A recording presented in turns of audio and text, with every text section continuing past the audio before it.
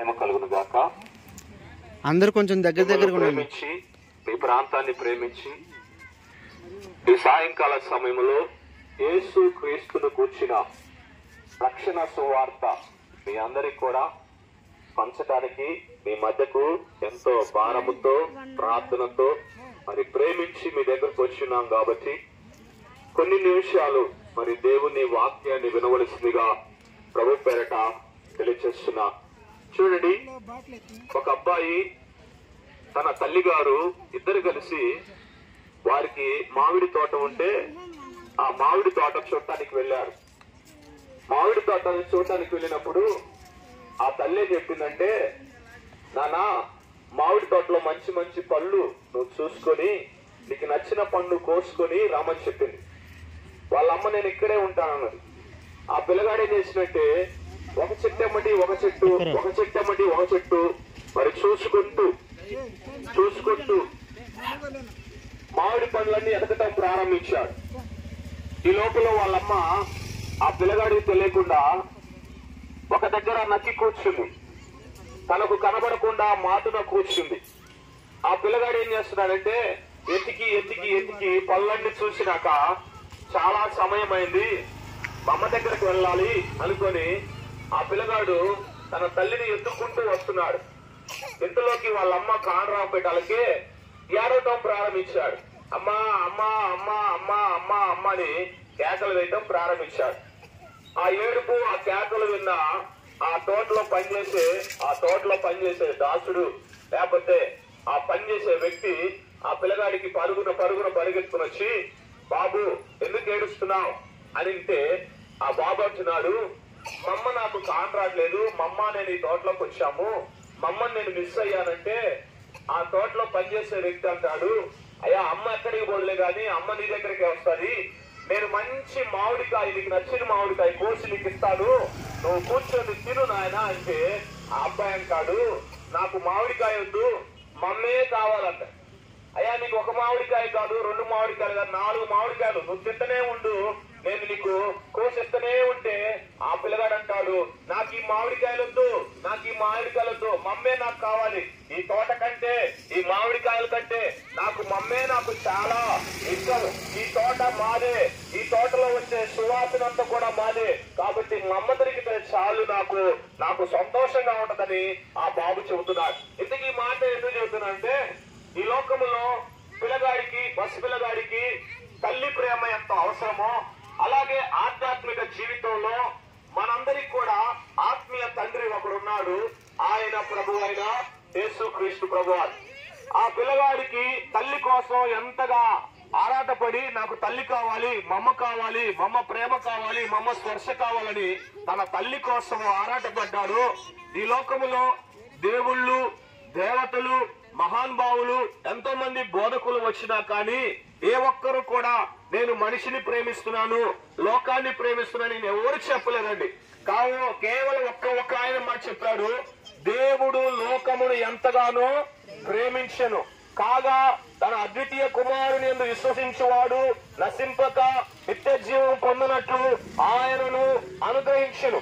యేసు క్రీస్తు ప్రభువారిని 2000 సంవత్సరాల క్రితము ఈ లోకానికి దేవుడు లోకములో ఉన్న తన ప్రజలను ప్రేమించి ఆయన మన యుద్ధకు ఆయన పంపబడ్డాడు. ఆయన ఎందుకు వచ్చాడు?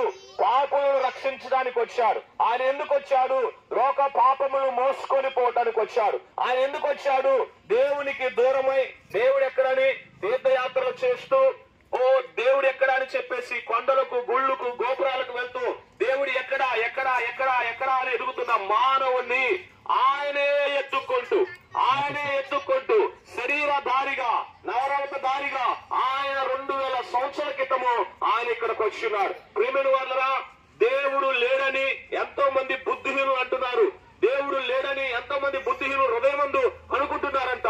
దేవుడు ఉన్నాడు, ఆయన ప్రేమ స్వరూపి. ఇదిగో నశించిన దాన్ని వెనక్కి రక్షించడానికి వచ్చిన దేవుడు 2000 సంవత్సరాల క్రితం వచ్చాడు. దేవుడి వాక్యం తెలియజేస్తుంది, ఏ భేదము లేదు, అందరూ పాపము చేసి దేవుడు అనుగ్రహించు మహిమను పొందలేకపోతున్నారని దేవుడి వాక్యం తెలియజేస్తుంది.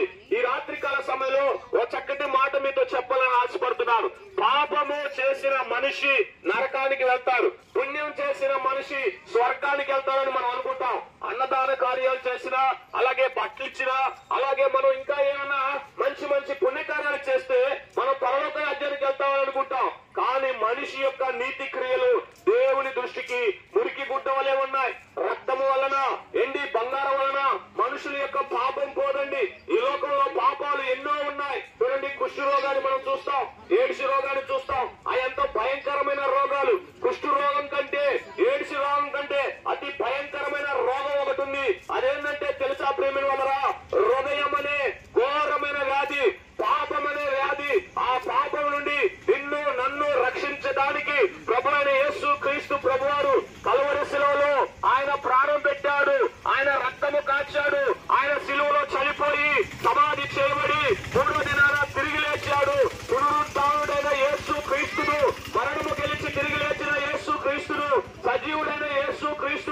పాపము లేని యేసు క్రీస్తును, నిన్ను పరలోక రాజ్యానికి చేర్చగలిగిన యేసు క్రీస్తును ఈ రాత్రి కాల సమయంలో మీకు పరిచయం చేయడానికి వచ్చి ఉన్నామని ప్రభు పేరు తెలియజేస్తున్నాను.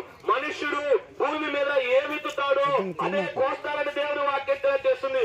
పాపమనే మరణం నుండి, పాపమనే వ్యసనం నుండి నిన్ను విడిపించడానికి యేసు క్రీస్తు ప్రభువు ఈ లోకానికి వచ్చాడు. నా ఎద్దకు వచ్చి వారిని నేను ఎంత మాత్రము త్రోసివేయనని దేవుడు తెలియజేస్తున్నాడు. ఆయన కులం చూడు, మతం చూడు, గోత్రం చూడు, ప్రభువా నేను పాపిని, నా పాపాలు క్షమించు, నన్ను నీ రక్తంలో కడిగి నన్ను శుద్ధిని చేయి ప్రభుని ఎవరైతే ఆయన పాదాల మీద పడతారో ఆయన ఎంత ఘోర పాపినైనా క్షమించే దేవుడు. ఈ రాత్రి నువ్వు చనిపోతే ఎక్కడికి వెళ్తావో ఒకసారి పరీక్షించుకో.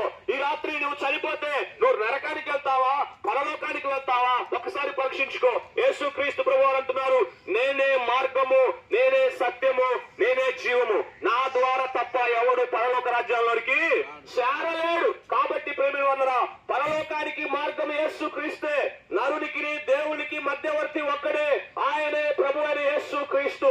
నీ ఆత్మను రక్షించగలిగిన వాడు, నిన్ను పరలోకంలో తనతో పాటు యుగయుగాలు జీవింపజేయగలిగిన సర్వశక్తిమంతుడు, నిన్ను సృష్టించిన నీ సృష్టికర్తను నీవు కనుగొనమని, ఆయన వెతకమని ఈ రాత్రికాల సమయంలో ఆయన చెంతకు రమ్మని ప్రభు పేరట నిన్ను ఆహ్వానిస్తున్నాడు. నీ పాపములను విడిచిపెట్టాలని ఇష్టపడినట్లయితే ఇప్పుడే ప్రభువా నా పాపములు క్షమించమని చిన్న ప్రార్థన చేయి. నా హృదయంలో నిన్ను విశ్వసిస్తున్నాను ప్రభువా, ఇదిగో నా నోటితో నా పాపాలు ఒప్పుకున్నాను, నువ్వు దేవుడు అని ప్రభు అని నేను విశ్వసిస్తున్నాను ప్రభు అని ఎవరైతే చిన్న ప్రార్థన చేస్తారో వారు ఆయనతో కూడా రక్షణ పొందుతారు. నీ ఇంటికి నీకు రక్షణ కలుగుతుంది. దేవుడి చిన్న మాటలు మన ఇంట్లో దీవించి ఆశీర్వదించును గాక.